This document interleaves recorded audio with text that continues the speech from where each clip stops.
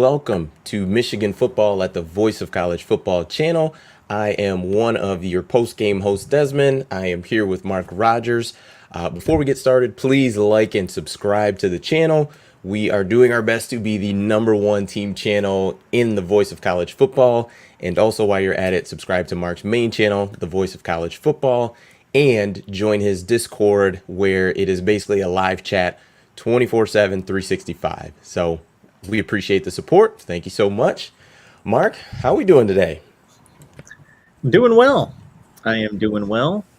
And we've got football next Saturday.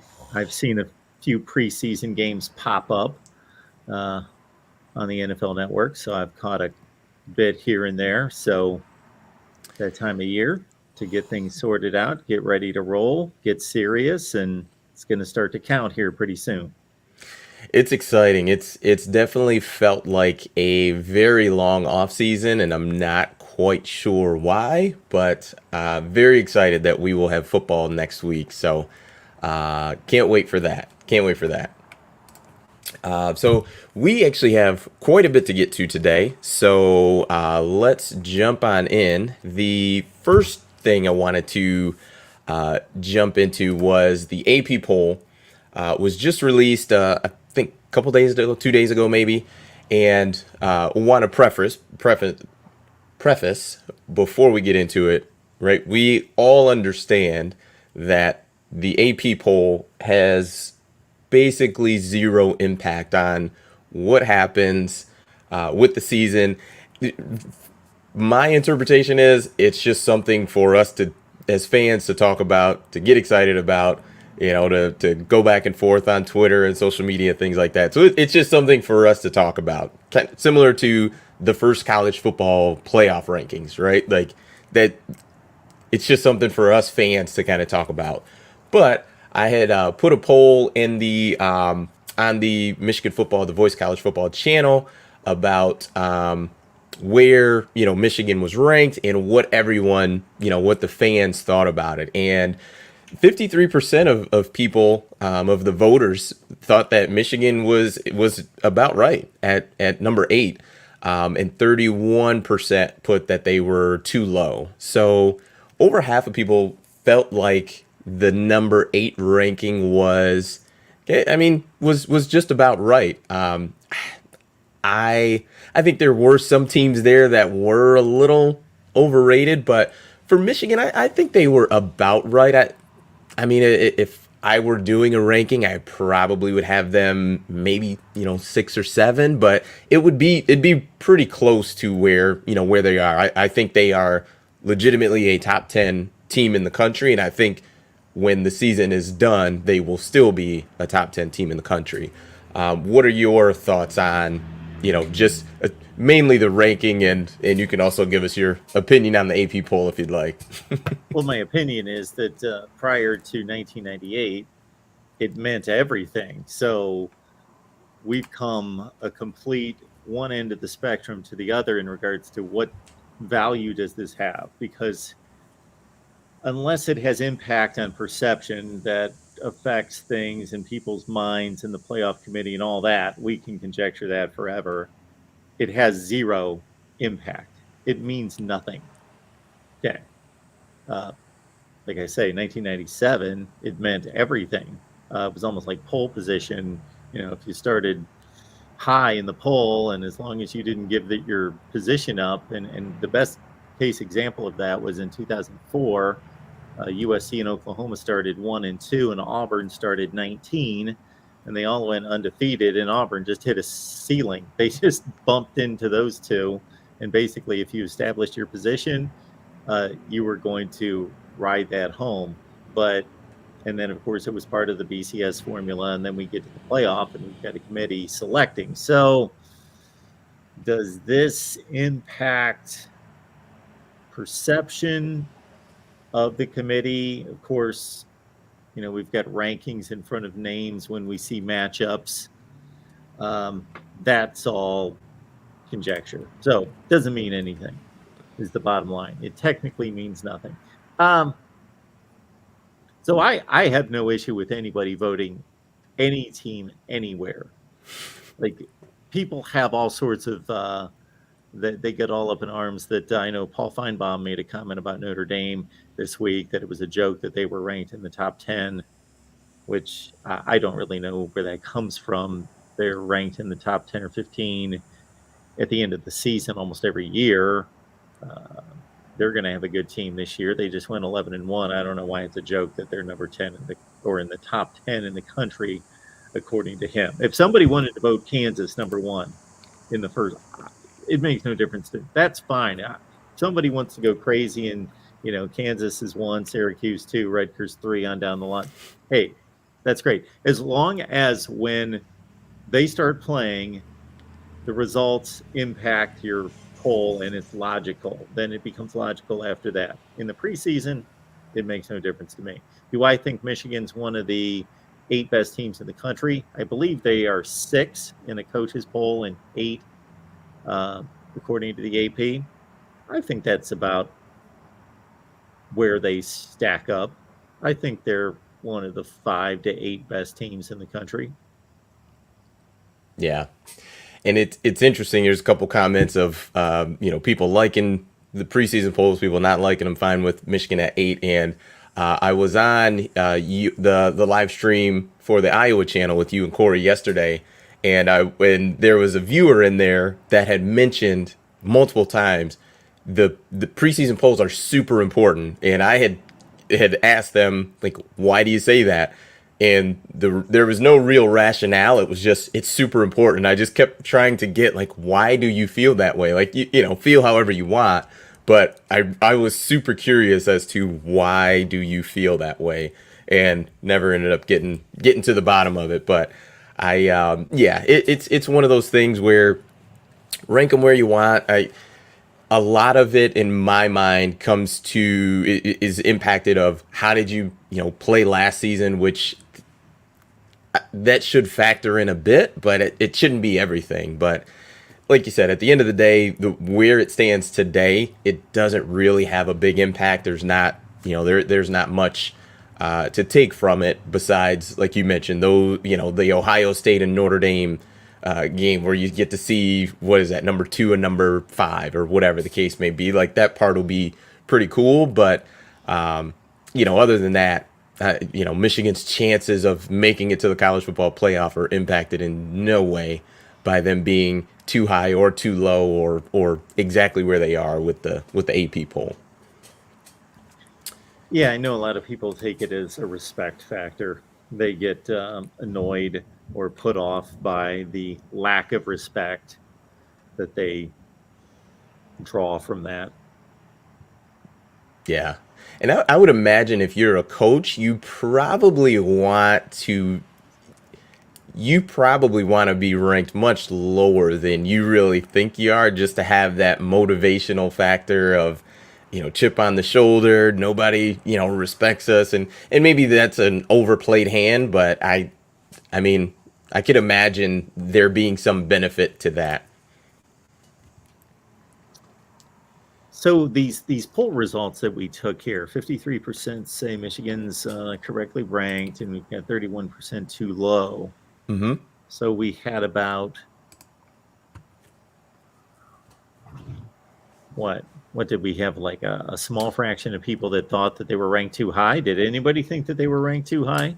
Yep, we had 16% of voters said that they were ranked too high, and we had 400-ish people vote.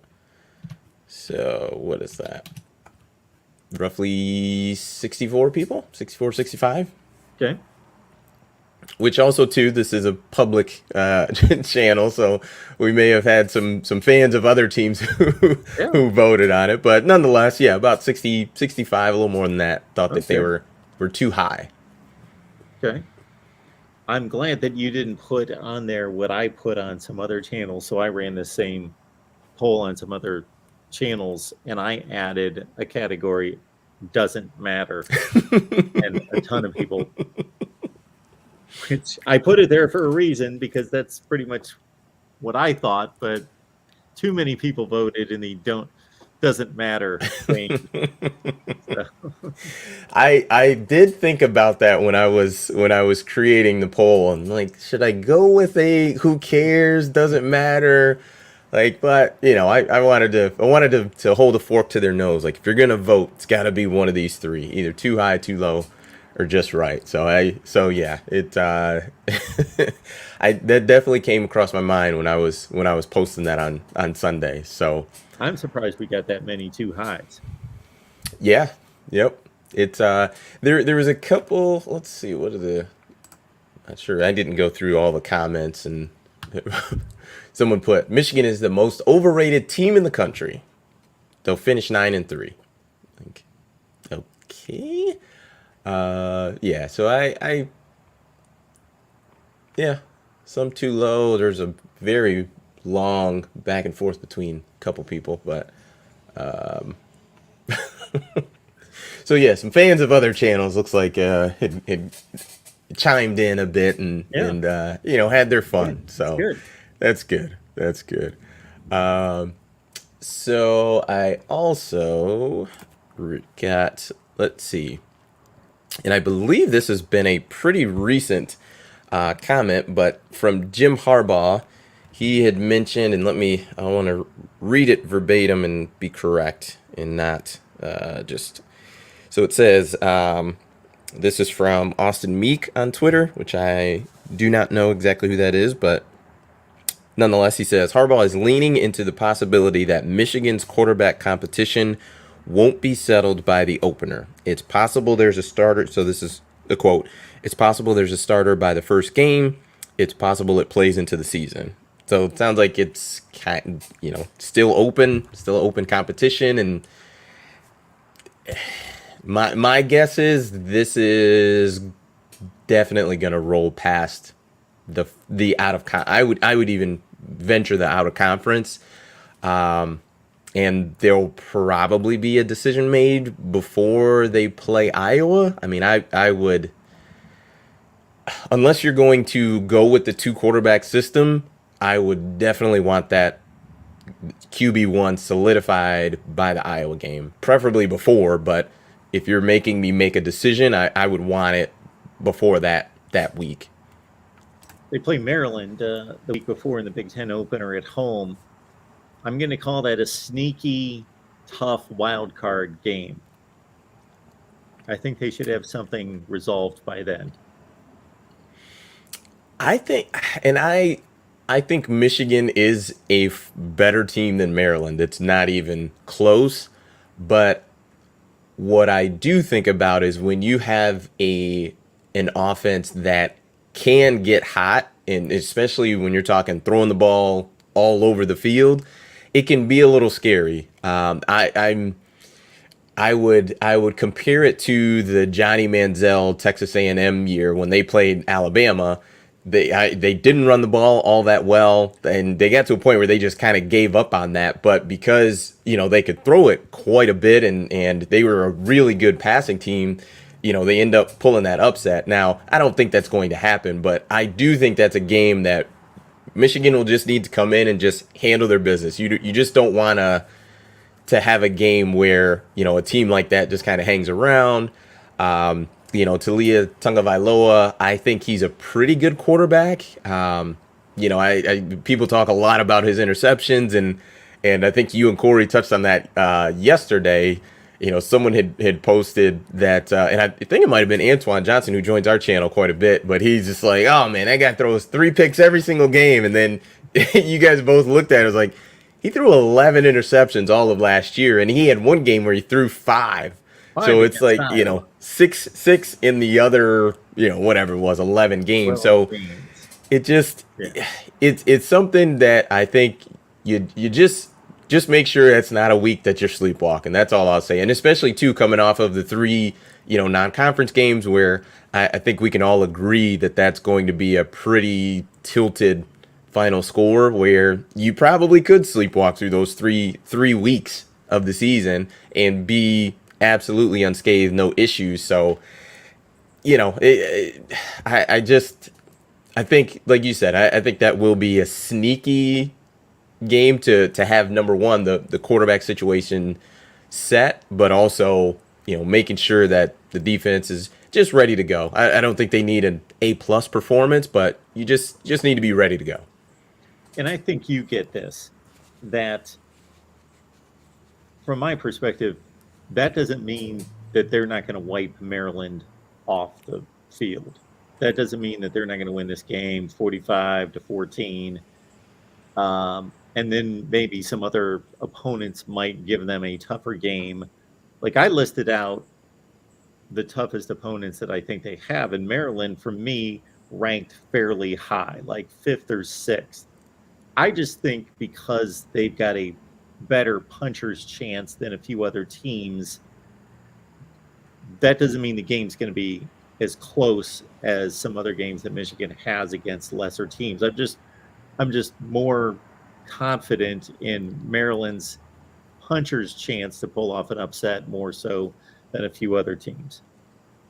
Yeah, and it could be a game where Talia throws 3 interceptions. That very well could happen. Like I said, you just want to make sure you're on top of it. You guys are ready to go. They're awake. They've had their coffee, all that good stuff, and ready to rock and roll. And Ed Rogers he put that Iowa's a trap game. I would actually argue Maryland is the trap game because you do have Iowa the next week. Yes. It would be very easy to look past Maryland and say this team's awful. We're definitely going to beat them, but the big game is next week against Iowa. And I'm sure there's going to be some questions. Is that going to be a night game? Is it going to, what exactly is going to happen? I think there's been a lot of talk that most likely that's probably going to be a noon game, the big noon kickoff. But nonetheless, we're talking 18 to 22-year-old young men. So who knows what's going on in their mind. So I actually would disagree with Ed Rogers. Thank you for the comment. But I actually think Maryland would be the trap game because you have kind of Iowa coming up right after that. Yeah, I in what I think is the definition of a trap game, Iowa's not sneaking up on Michigan. It's their first road game of the year. It's considered one of the toughest places to play. It's just, and Iowa's a good team. They obviously dismantled them in the Big Ten championship game, but they still recognize that this team went to the Big Ten championship game and typically contends for the conference title game, as opposed to Maryland never contending for anything. Yeah, true. It'll be interesting. And Antoine, thanks for tuning in. We'll put Iowa's quarterback situation, and I that was a lot of my when we had our show last year, Big Ten championship week. I mean, I just didn't see enough from their quarterback position to be threatened. Really, their offense as a whole, to even think Michigan would be threatened at all in that game. And we had Corey on, and it was great. But I was texting Dre during the game. I mean, Michigan scored their first touchdown of the game, and I immediately text Dre, this game Michigan wins. This game is over, because I just didn't think that Iowa's offense could produce. And to me, until that is shown, I still won't believe that. Like I'll believe it when I see it. There is, to me, nothing Iowa can do between now and that Michigan game that's going to prove to me that their offense is great.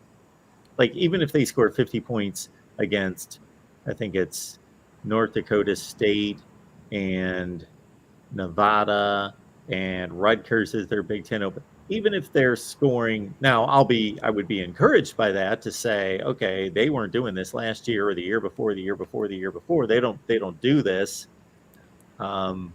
But now I got to see it against a big opponent. Not that they need to score 50 against Michigan, but prorate it. For them to be a threat against Michigan, I think they need to score at least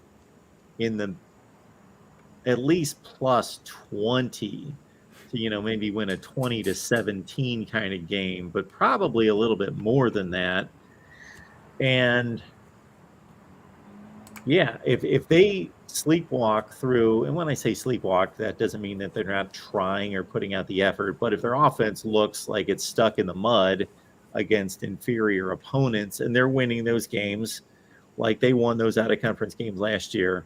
They're winning 24-7, 27-13, and their offense doesn't look like it's progressed at all, then because it's difficult. Michigan's not 42-3 better than Iowa and wasn't last year. Like if they play them over and over and over, obviously that's not going to be the score because Michigan wasn't beating worse teams than Iowa like that. But they showed that they're substantially better, and until proven otherwise, Michigan's a top 5 to 10 team in the country, and Iowa's probably more like a top 25-ish team in the country. Yeah.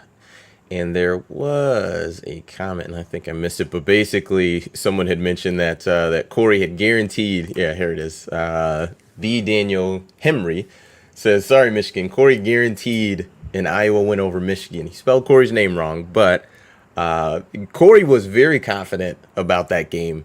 I don't know if he guaranteed. Maybe I missed that part. I don't know if he guaranteed a victory, but he felt extremely confident in that game that Iowa was gonna take care of business. I think it's clear Corey is a fan of Iowa, which is fine. But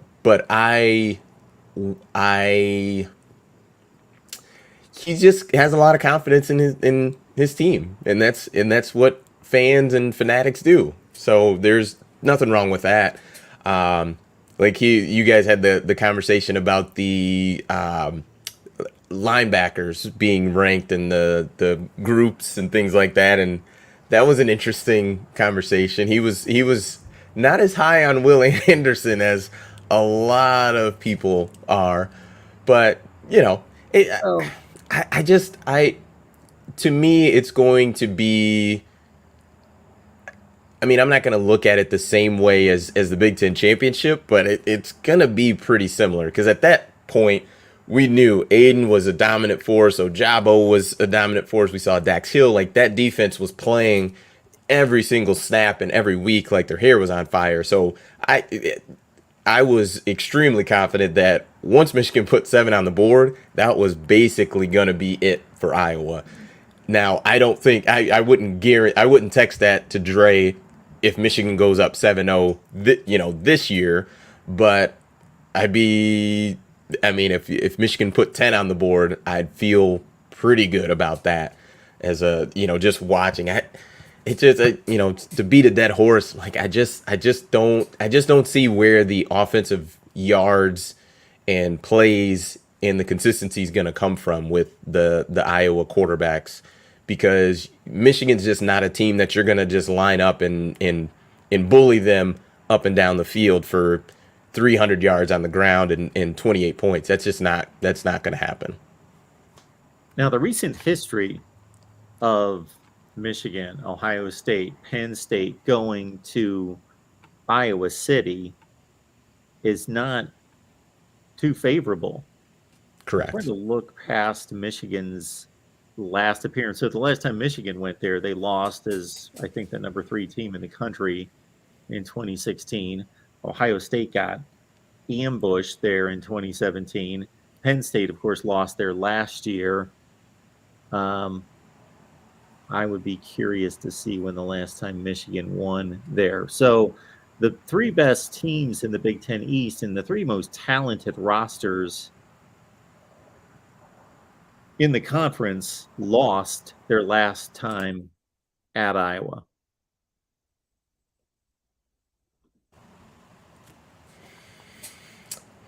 Yeah, it's and someone had mentioned, and I think it was Antoine Malachi, put that into bad stat because Michigan's only played there a few times since the last time winning. So I do understand that part, because that's not a crossover game that happens every single year. So you're talking every 4 years, maybe something in that realm. But it definitely hasn't gone well. But I would still argue that Iowa's quarterback situation hasn't been as bad as it is right now.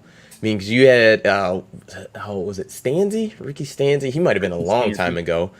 but I just feel like they've had quarterbacks that weren't guys that are gonna light up the scoreboard, but they were just really solid, really dependable guys that were going to just take exactly what the defense gave them. And I don't know that they have that guy now. Okay. Whoever made this comment, was it Malachi about that's a skewed statistic? Hmm. Iowa's beaten Michigan 6 straight times in Iowa City.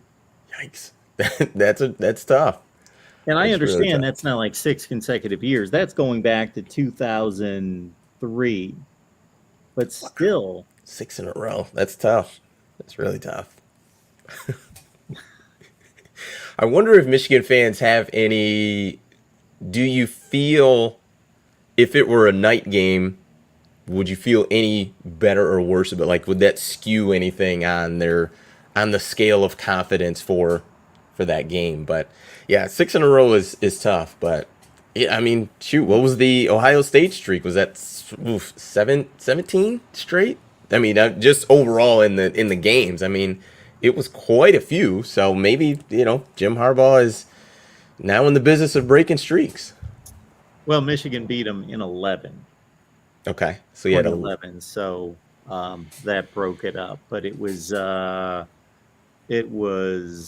7 straight before that, and it was 8 straight after that.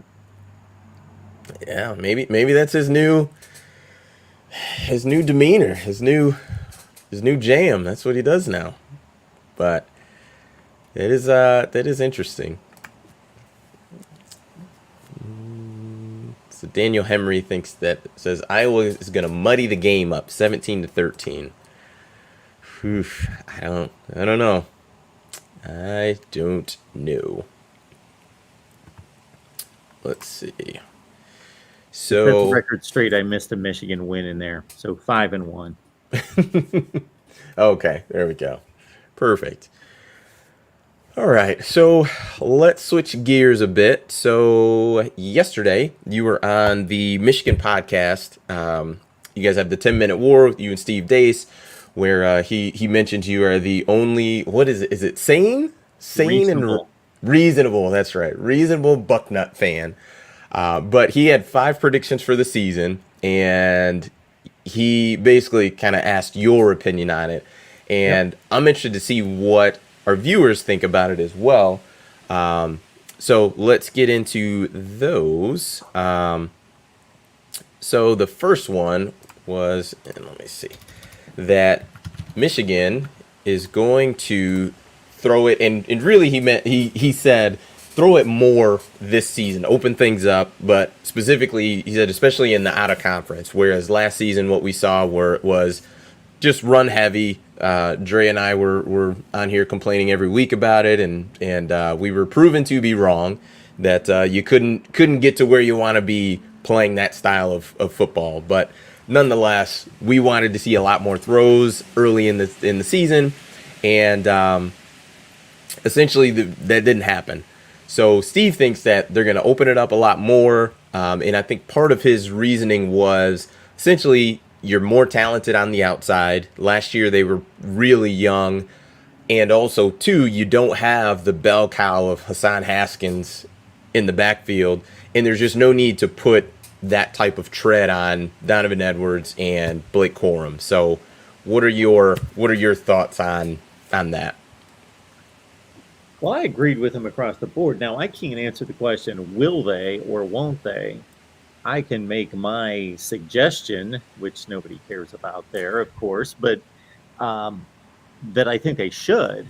So while you and Dre were adamant about they need to throw the ball, open it up, set themselves up to be a better team, a better passing offense down the road, I completely agreed with you. Now, I never made the statement that they're not going to get where they want to be, but I thought that was hurting them. I thought that they had nothing to prove by ramming the ball ahead 4 out of every 5 plays the first 3 games and beating Northern Illinois 63-3 or whatever the score was and winning all those games by 50 points.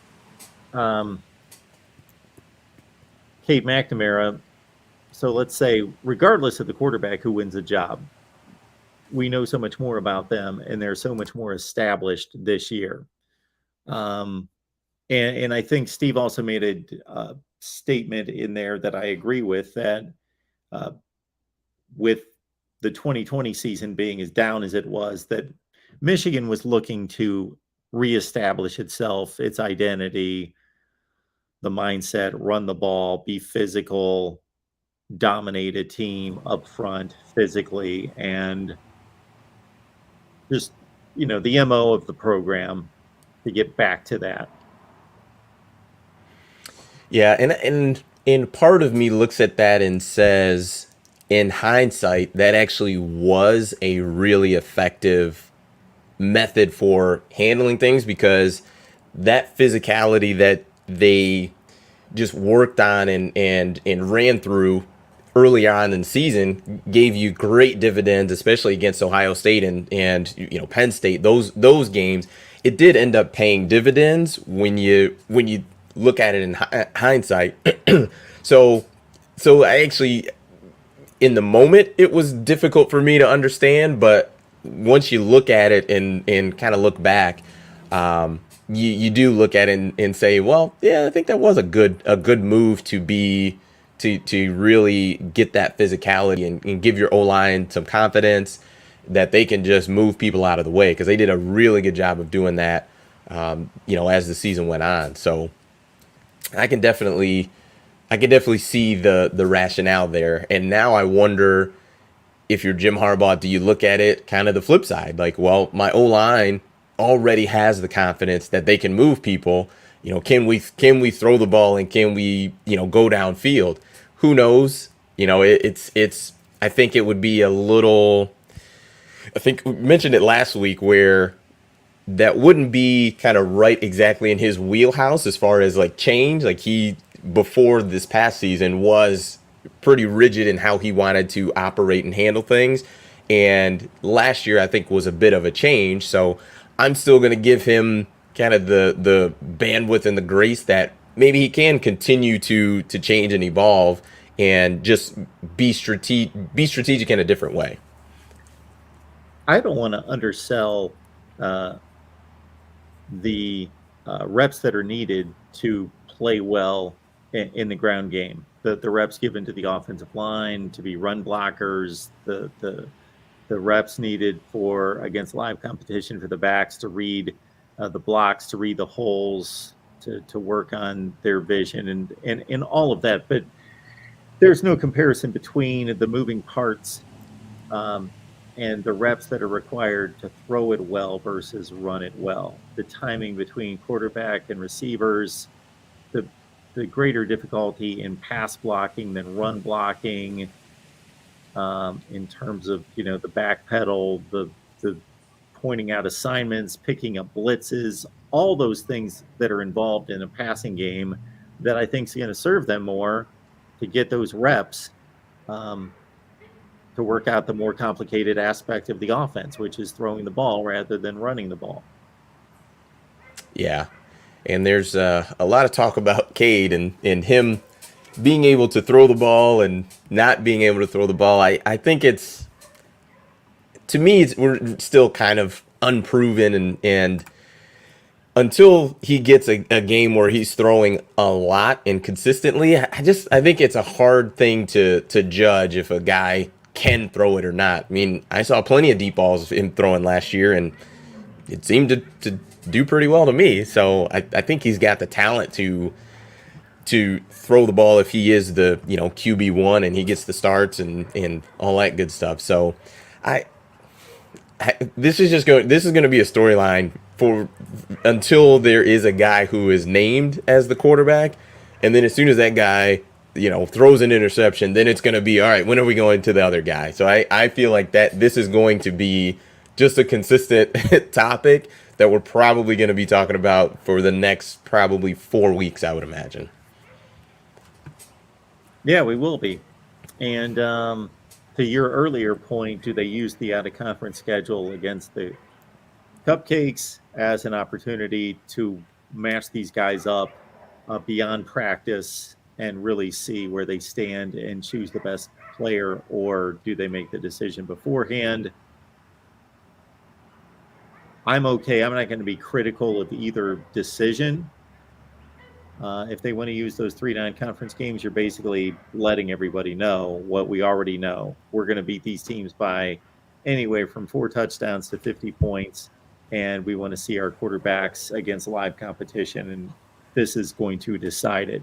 But if they go, to your point, into Iowa, and even for me, the week before, playing 2 quarterbacks and not having either not making a decision or making the decision that we are utilizing these quarterbacks and it's going to look like this the rest of the season. If they're still battling, then I can't imagine that they're going to let it get to that point. True. And Let's Toast Media actually has a really good comment here. So it says JJ gives you a higher percentage of losing, and Cade gives you a lower percentage of losing. Sorry, I think I read that wrong in my mind, but I think it's difficult because there's so much unknown with JJ, and not from a talent perspective, just from a decision making perspective. And it's like thunderstorming here, so sorry if it's Hear that in the background. But I think there's so much unknown with JJ where I think Cade definitely gives you a lower chance of losing a game because he is in a very good way risk averse. Like, he is not going to put the ball in harm's way. His ball security is top notch. He's just really smart and makes really good decisions with the ball. So he's not going to put the ball in harm's way, which is a very easy way to get you beat. But when you look at JJ, we're not quite sure if, with the number of reps that he had, if you extrapolate that out to a starting quarterback's, pass attempts and rushing attempts, who knows? Does he have 10 turnovers in the season? Does he turn it over 15 times? Does he turn it over twice? You just don't know because he hasn't had the ball in his hand that often to really know what that's going to look like. Now, if Let's Toast Media would have stated that Cade's got the higher floor and the lower ceiling, I would definitely agree with that. Well, I would definitely agree with one half of that. It remains to be seen about the other half of that. But the way he states it here, unless I'm reading this incorrectly, that why would you play JJ McCarthy in this case? So I think he just corrected it. He said what he meant to say was JJ gives you a higher percentage of winning. Okay. Okay. So based on that, what are your thoughts on it? You're basically in his mind less prone to the upset with Cade playing, but you have a greater possibility of pulling off an upset and playing to your maximum potential with JJ. Again, I'm going to agree with the latter portion of that, the JJ plus side. I'm going to reserve my judgment on that JJ's susceptible more so to it's reasonable, it's logical to think that. I just don't know that that's been proven. Correct. I feel the same way. And I think about a game that was close last year, like a Nebraska game, right? And I this is purely hypothetical. I'm not trying to paint JJ in any type of light or anything like that. But, in that Nebraska game, if you turn the ball over once or twice, if you have a fumble here and there, I think Michigan ended up winning that game by 7, if I'm not mistaken. 3. Sorry. Yes. So, it's games like that where, overall Cade having the higher floor, if you will, is a benefit because that, okay, even though we're going to go out here and we're probably not going to be aggressive offensively, I know that worst case, we're going to be punting the ball, pinning them deep, and putting our extremely talented defense back out on the field versus, the potential of, and let's not say JJ, player X at quarterback, potentially getting greedy or being overly aggressive and putting the ball in harm's way. So it's a difficult thing to judge, and like you said, it hasn't been proven. So I'm not sure you can call it, either way. So yeah, I understand the premise, but it's just there's just such an unknown with JJ when you talk about volume of decisions to be made, essentially. So I guess to put a cap on it, I personally am not sold that they're going to throw the ball more in the out of conference. I think I'm okay with it because, like I said, the way that last season ended up. So if that does happen, I can live with it. My preference is yes, let's throw it more, but I don't think that's going to happen. But I don't think that also has any real impact on the season itself. So we shall see. We shall see. The second prediction is that Steve thinks that Michigan will have more sacks this year than they did last year. He mentioned that, obviously Aiden and Ojabo are gone, but that those two, even with the sacks that those two had, Michigan was, I believe it was 32nd in sacks last year, which is top third or so in the country. But Steve thinks that there will be more guys that are in the 5 to 6 sacks range versus having two guys who have some monster numbers when it comes to the quarterback sacks. This is another tough one. I based on reports and based on camp, it sounds like the defensive backs have been playing really well. And if that is the case, I think what that does is when you're a little better on the back end, what it does is that it makes the quarterback hold the ball more. Guys take a little longer to get open, so you end up having more time for your D line to get home. And there's been some good reports on. We talked about Mozzie Smith last week as the number one freak on I believe is Bruce Feldman's list. Mike Morris is somebody that I think a lot of people feel pretty confident about. And I think I can get on board with this, that Michigan will end up with more sacks. So I think the defense as a whole, I think will be better on the back end, because I just think when you look at just Aiden and Ojabo, and I talk about those guys all the time just because they were incredible last year. They did a terrific job of getting home. They were elite. That D line last year for Michigan was elite.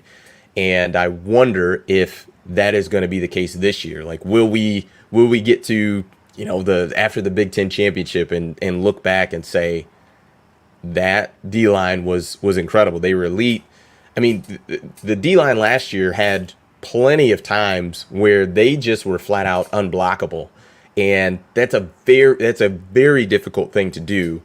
And you wonder, is that going to be replicated this year? And I think there's a part of it that could be, but I think it just will look different. And that's kind of what Steve was alluding to, that you'll have, multiple guys that have a handful of sacks, 5 or 6. So I can get on board with Michigan having more sacks than they did last year. It'll be tough, but I think they can get there. Let's see what you guys say. Yeah, Antoine mentioned the defense will be even better, especially in the secondary, getting faster and stronger. Hair Trigger says they created a lot of pressure. Losing that will have to have an impact. Yeah, I think it has to have an impact if you don't have guys ready to go to fill in for the guys that you lost. And it seems as if they do. And it may not be right. You lose 2 with Aiden and Ojabo, and it's just 2 that come back in. It may not be like a 1-for-1 in that regard, but maybe it's 3 or 4 guys collectively are able to take up the production that Aiden and Ojabo did last year. So we'll see. We'll see. Theodore Frazier, thanks for the comment, says, I think they'll have more sacks on scheme alone. More linebacker, corner, and safety blitzes this year. I can definitely see that. Absolutely. Absolutely. Scheduler Malachi says, our schedule opens up for us to be a better defense statistically. I think so. I mean, I think Michigan, we kind of went through Michigan's schedule a few weeks back, or maybe it was a month or so ago, but Michigan does not have any like back-to-back weeks where you have difficult, like tough games, like the Penn State, Michigan State, Ohio State. Those games all have, and I want to be respectful of other people's teams, but I mean, you just have a team that you can probably pencil in a Michigan win in between those games.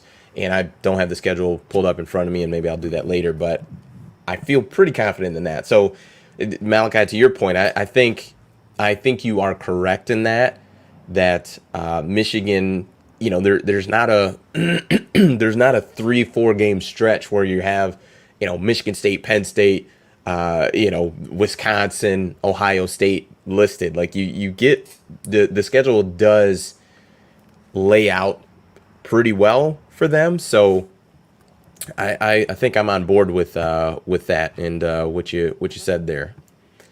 Let's see. What other guys are Notre Dame, OSU.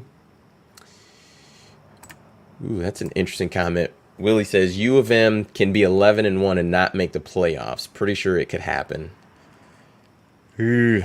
I think if Ohio State is the one loss on that schedule, I would feel pretty confident that Michigan would get in.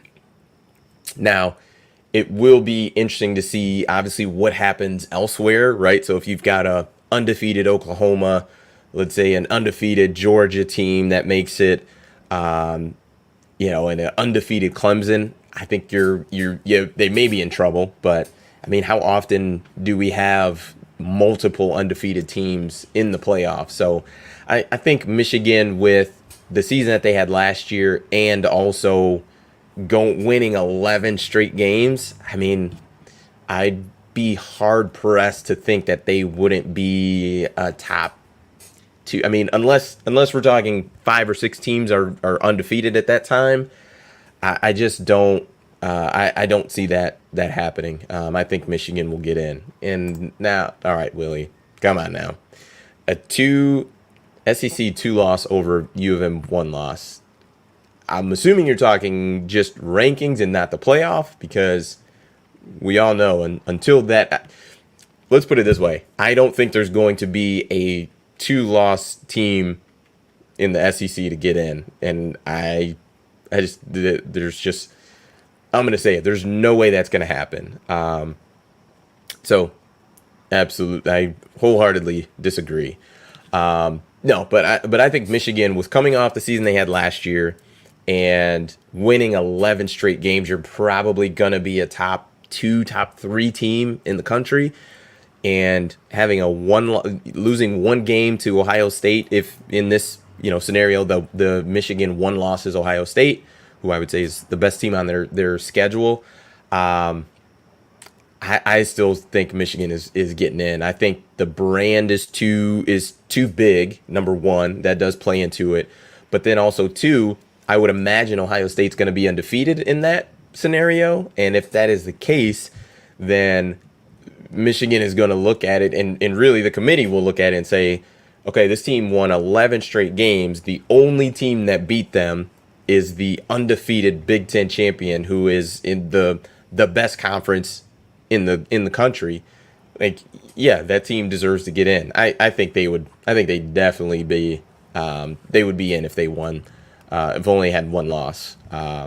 So yeah, I think they definitely would get in. Let's see.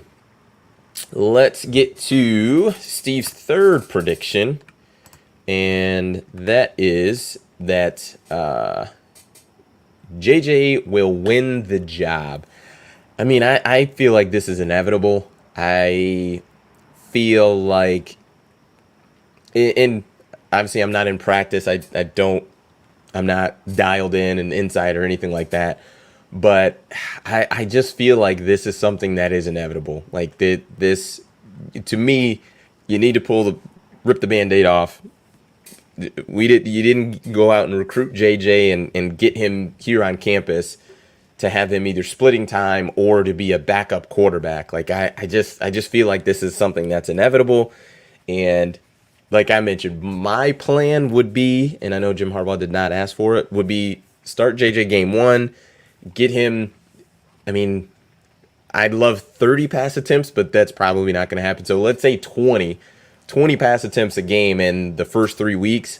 Let him make the mistakes in games that you are 100% going to win, so that once you get to Maryland, right, you can start to tighten things up a little bit, and then that he's ready to roll when it comes to the Iowa game. It's a road game. It's going to be tough, but obviously I don't make the decisions and all that good stuff. So I agree with Steve. I think JJ will win the job, and I just would hope it's before Maryland, and really, really hope it's before Iowa. And if not, who knows? Maybe they'll play the two quarterback system or go with who's got the hot hand or something like that. It worked last year. I think you could have made the case where JJ was just young and maybe he's not quite ready to take the reins 100%. It makes sense, and he's got the running element that is much better than Cade's. So that, to me, you can make that case, but I'm just not sure you can make that case this year. I would say either throw him in there game one, week one, or don't. We will see what happens, but I do agree with Steve that JJ will win the quarterback job.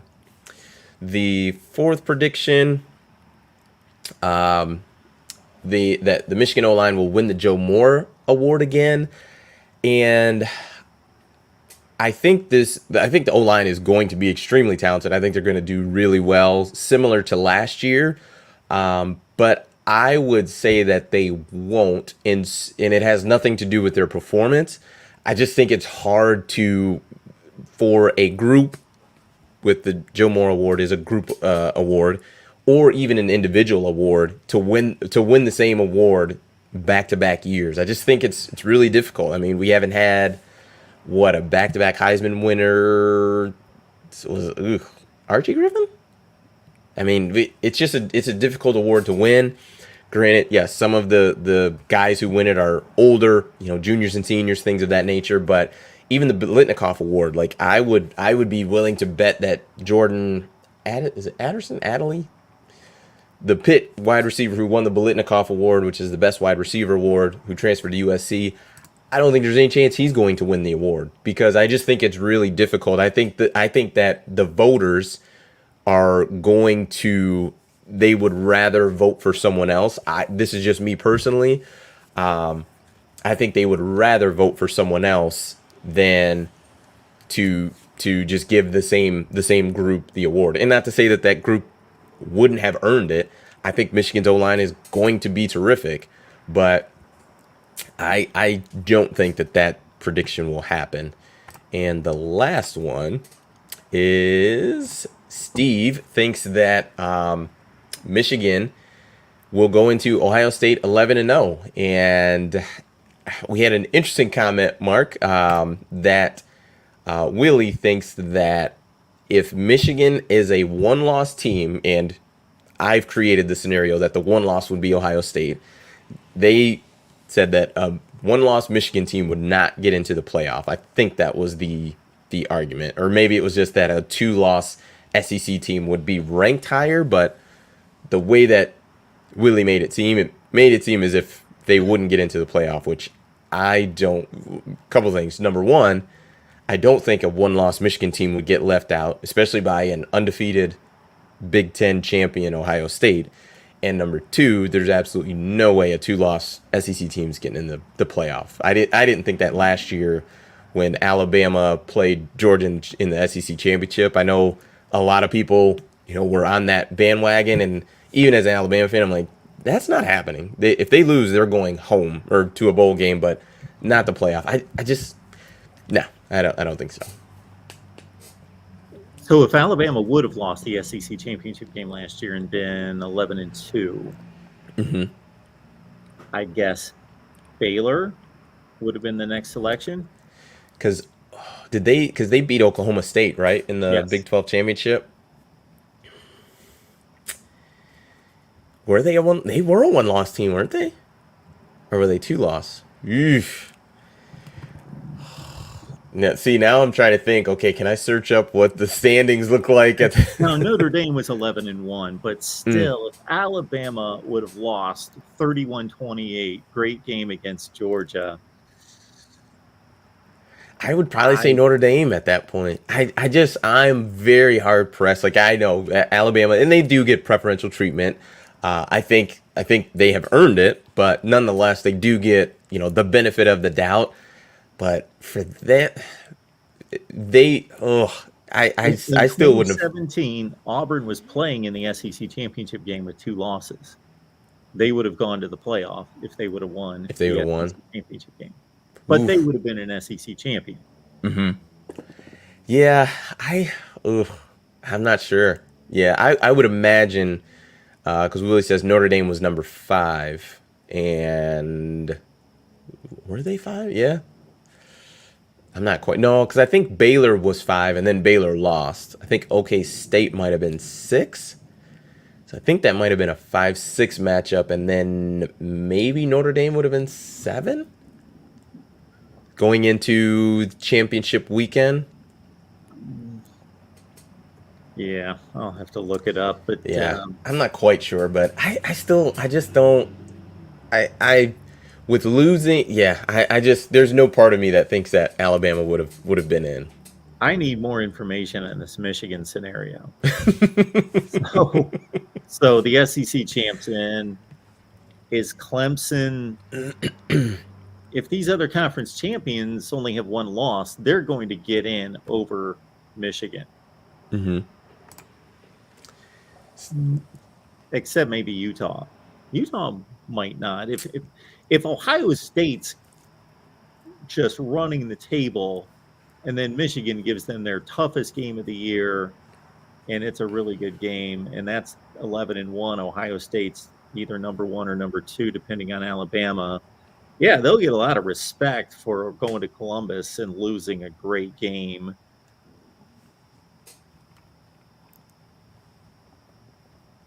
They'll also have those 3 non-conference games. Like, they're not going to have a non-conference game to throw up there as there, to beat your chest of yeah, here's what we did. We played a tough schedule. Yeah, I just think by that time, I mean, you're talking 11 straight wins, and now this is when the AP poll does kind of come into play, and maybe not so much the AP, but to me, I do think that impacts the CFP voters, because most times it pretty much mirrors what the AP poll shows most times. So that's kind of where it does come into play. But I mean, 11, we're talking winning 11 straight games. Penn State, you would have beaten Penn State, Iowa on the road, Michigan State. I mean, I don't know. It's interesting. I think I still think they'd be hard pressed to be left out. But like you said, if my scenario was if Georgia's undefeated and wins the SEC, they're in. If Clemson's undefeated and wins the ACC, they're in. I mean, really, even if Clemson's a 1-loss champ, and they'd be in over Michigan. But like you said, if there's a if Utah is the Pac-12 champ with 2 losses, I think Michigan is probably getting in over them, and then we've got the Big 12 to figure out kind of what's going to happen there. But I mean, I don't know. Ohio State was 12-1 with the Big Ten championship and got left out. Was that when Alabama was 4? No, that was the next year. Okay. Who got in over them that year? 2018 was Clemson, Oklahoma? Alabama were undefeated. Notre Dame was undefeated. Yeah, Oklahoma got in over Ohio State. Okay. Yeah, so in that scenario, so you had those two were undefeated. Notre Dame, yeah. Notre Dame can throw a wrench in things a bit when it comes to, when it comes to that. And I'm sure there's a lot of feelings on it, but yeah, they can definitely throw a wrench in it, because essentially you could say basically the top 3 conference champs are usually going to be in, but like I said, when sometimes you got Notre Dame in there, that kind of skews it a bit. And even last year, you had Cincinnati, the Group of 5 team in, that skews things as well. 2 SEC teams, Big Ten team, and then no other Power 5 conferences. So yeah, it's interesting. I mean, I highlighted this comment from Willie. It says Big Ten has never put 2 teams in the playoffs. I'm like, yeah, that is true, but as with most things, it doesn't happen until it happens. Like people talked about kind of Georgia and Kirby Smart, like, oh, they haven't won the national championship. Correct, but until it happens, and then at that point, it will have happened. So, I'm trying to think of where I stand on this last prediction that they go into Ohio State 11-0. I don't think there's any reason that they should not. I think they're talented enough. It seems the culture has been trending in the right direction. And I think they have what they need in order to stroll into Columbus 11-0. I say they get tripped up. Did you have any game in mind, or just in general? I'll give Penn State the best opportunity, even on the road. Yeah, it's a difficult thing to get through. I mean, because you look at just especially the Power 5 conferences. I mean, it happened, yeah, with an undefeated team, but I mean, really, there's like what, one a year? Not even. I mean, we had the COVID year was a little different, but you had the 2019 LSU team; they were undefeated. The Trevor Lawrence Clemson team, they were undefeated. Ohio State. Ohio State was undefeated. Teams that year. That was the year. That was with Justin Fields, his first year at Ohio State. Yeah, it's a difficult thing to do. It's just, especially when you're in Big Ten, SEC, where you're playing quality teams on a pretty consistent basis, and it's just difficult to go unscathed. So Mark thinks that they'll have a trip up. Not sure who, but you're thinking it maybe Penn State's got the best shot of it. On Dace's show, I went Penn State with the biggest chance. Then the trip to Iowa. Then I went Michigan State, Nebraska, and then my wild card is Maryland.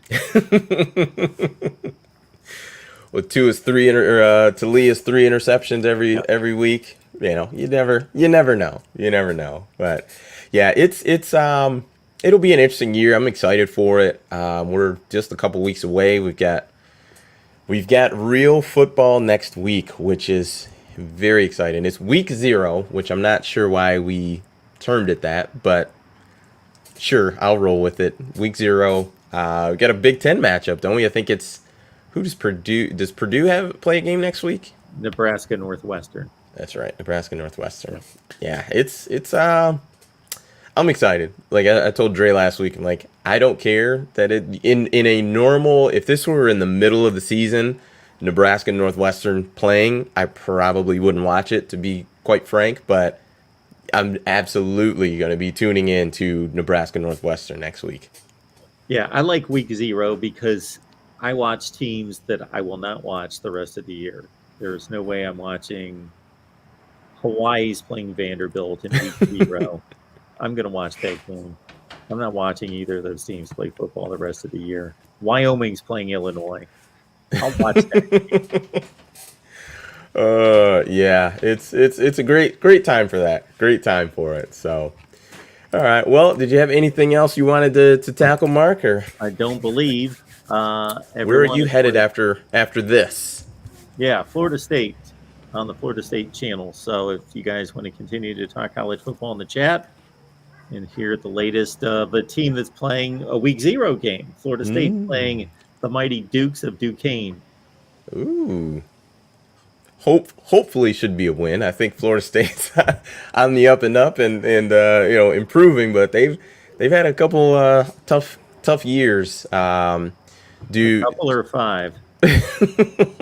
I was being generous. Is there any concern with Norvell and lasting through the season, or do we think that's okay?